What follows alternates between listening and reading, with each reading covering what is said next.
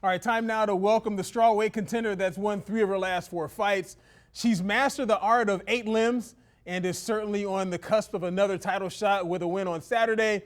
She's also likely, I think has the most fitting nickname of any fighter that I can think of in the game, the Karate Hottie. I'm talking about the strawweight Michelle Waterson. How you doing? I'm wonderful. Thank you for that beautiful introduction. Oh, I do what I can. I do what I can. I appreciate that. The first thing I have to ask you is, how have you been with training and trying to get everything done with the whole coronavirus pandemic and social distancing? We do what we can. I'm very blessed to have a team that's very caring and willing to come and to my home and help me out with training. The great thing is when we moved into this house, that was our first priority, was building a home gym. And it wasn't because we were trying to do like doomsday preppers or anything like that, but we wanted a place to train because we have a daughter, and in the evenings we have homework and dinner and gymnastics, and we wanted to try to cut travel time. So being able to train at home in the evenings was really vital to us, and it's come in handy. We have everything really we need for a full fight camp here.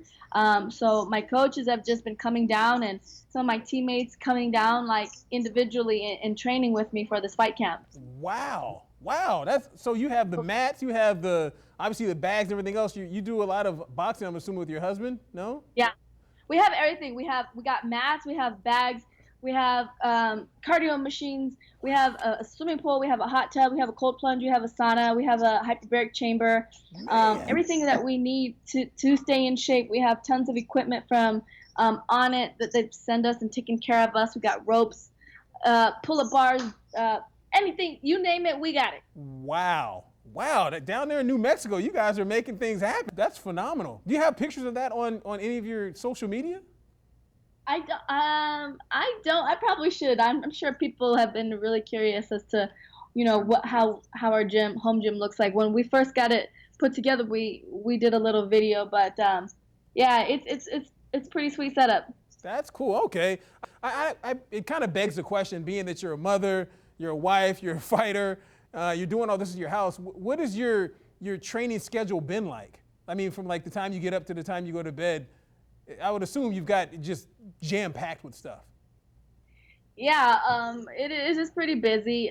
We wake up, we drink our coffee because we got to get going, and then, and then we get Araya ready for her schoolwork, and she has a Zoom meeting with her teacher, and then she has to figure out all the rest of her assignments for the rest of the day, and then we go for our run. We come back, we check on our work.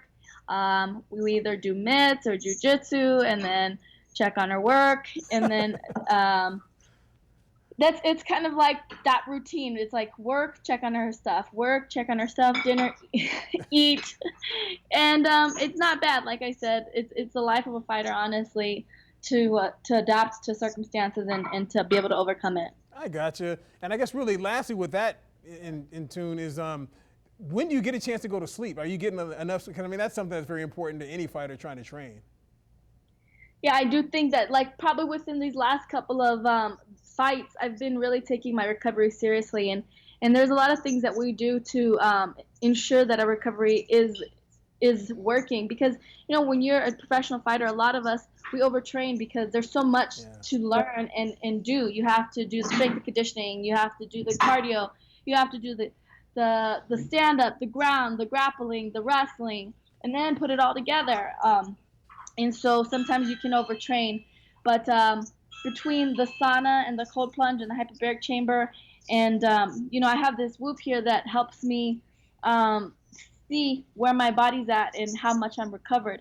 So depending on my recovery is dependent on how hard I push it for the day. With this fight that you have, obviously you want to be a champion, and I mean you've had a fight against Joanna, which is. I mean, she wasn't the champ at the time, but she might as well have been the champ at the time. You kind of look at it as if anyone that you fight is almost a step down in a sense. I honestly feel like the strawweight division is the most stacked division in the female roster in the UFC. And every single girl that I'm fighting is is a monster. And even the girls that they are signing, these girls are coming in with an amazing resume and hungry to get to the top. So any girl that you fight in the strawweight division is going to be hard. For me, I know that every time I do decide to pick a fight, it's what fight will get me closer to the belt, and so that's what I look at it in fighting Carla. I gotcha. So, in coming out of your last fight with Joanna, what is something that you thought, like, you know what, if I just improve that right there, then I think that's where I'll be good? Like, it's speed or maybe getting things to the ground, even though you're like a Muay Thai specialist for the most part, but maybe going to the ground, or is there anything in particular you kind of put your finger on, like, you know, that's the one hole or thing I need to improve on more? I think the biggest the biggest takeaway from the last fight is just the ability to understand range a little bit more, and to know, because every fighter is different, and just Yeah. being able to figure out the range of each fighter within the fight is really important. I gotcha. In every fight, I mean, a lot of times you talk to fighters and basically you guys are training against yourselves. Like, you know, if you do what you need to do, you'll end up winning. But going against Esparaza, is there anything in particular that you look at, you know, this is her strong suit. I got to make sure I shut that down. I think Carla's, her bread and butter is her wrestling, obviously, but she's Yeah. been really working hard on getting her stand up good and incorporating kicks into her arsenal. So I always look at the girls as for what they have and what they can include in their game, and that's why it's MMA. It's mixed martial arts. They're gonna come with the whole arsenal of things. So I'm prepared for everything. As you should be, as you should be. Now, I wonder about this, because I asked Calvin this, and I asked Francis this. How sad or disappointed, if you were, in the fact that we didn't all get a chance to see the Khabib and Ferguson fight? I almost feel like that fight is cursed. It's like, but it is what it is. That's the fight game, and hopefully one of these days before either one of them retire, they get to face each other. Yeah, because I mean, we're all fans. Even though you're a fighter, but you're a fan as well. I'm sure you love to watch fights like that. And speaking of good fights to watch, what did you think of, and I'm sure you've been asked this a gazillion times, but especially because they're in your division, but the fight between the champion Zhang and Joanna? Because I was ringside for that, or cage side for that, and that was insane. Oh, it was an amazing fight. I'm on it. Like, I was so proud to be a strawweight, watching those ladies. They put it on, and that's gonna go down in history as one of the best fights ever. And I love that. When one girl ramped it up, the other girl ramped it up, and it was like there was no let up on either end. Both of those ladies are champions, and I don't think there was a loser in that fight. Both of those ladies came away with the win, in my opinion. I completely agree. Completely agree. Now, I've seen some video of you with your baby girl inside the octagon, and how much is she involved in knowing what you do and you and your husband do? Like, would you be happy, sad if she got into the fight game herself later on in her career, or later on in her life? Excuse me. Yeah, no, Araya has been a part of my career since before she was born. She's part of the team. She's been to every single one of my fights. This will be the first time she doesn't come to my fight because of the circumstances. And she's part of the team. Regarding if I want her to fight or not, it's not my choice. She's an individual. She has her own passions. I'm not going to force her to do anything. I will back her and be supportive of whatever it is that she decides to be passionate about, and make sure that whatever it is that she decides to go for, that she has to dedicate all of herself to that. I gotcha. All right, a couple more questions. One, I'm assuming that you probably saw Dana on ESPN or just over the past month and a half. I mean, just pushing and pushing and pushing and pushing, like trying to get the UFC in order to be like the first professional fight or professional sport to get on national television. Just how about the work that your president has done to try to make this happen? Like the Fight Island. I mean, he's going through all kinds of stuff to try to get you guys an actual fight. I think it's very admirable, and I love being able to have a leader like that lead the way, especially in times like this when we can easily fall into fear in doubt, in isolation, to have a leader that is willing to step outside the boundaries, to understand what it is to be safe but still continue forward.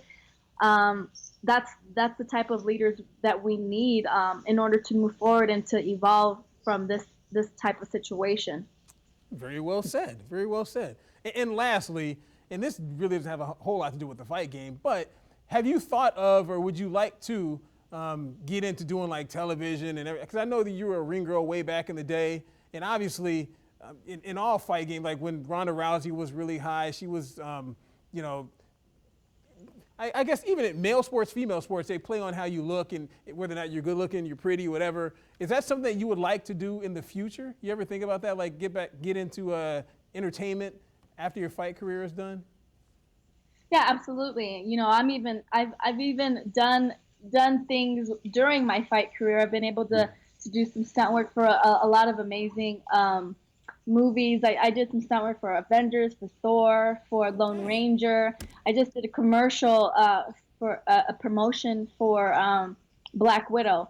So definitely getting my feet wet. A couple years back, I was the main in a I was a feature in a small budget film. So these are things that I'm very interested in and getting into during my career, and definitely will get into more once my career as a fighter is over. I should have known that. I didn't know that. So doing stunt work. That's cool. Like as far as like fight scenes and whatnot. Yeah, fight scenes, getting shot out the air, being ratcheted from the ground up into the air and dropped. Goodness. Shootouts, a lot of fun, cool stuff. That's dope. Okay. All right. Well, that's very nice to hear. I got to look for some of that video to put on here. Michelle, I appreciate you taking time to do this. Obviously, you got a lot on your plate. And I would assume that you'll be happy once this fight is over. You can kind of go back to family life and like, goodness gracious, get this thing done with. No, the truth is, I look at this as a blessing. There's a lot of people out there that aren't able to work because of the circumstances, and I'm just grateful that I still have a job, that I'm able to provide for the family and bring some money home and continue to do what I love to do. That's what I'm talking about. Michelle Waterson, the glass half full gal. That's your new nickname. Thank you very much for joining me. I appreciate it very much.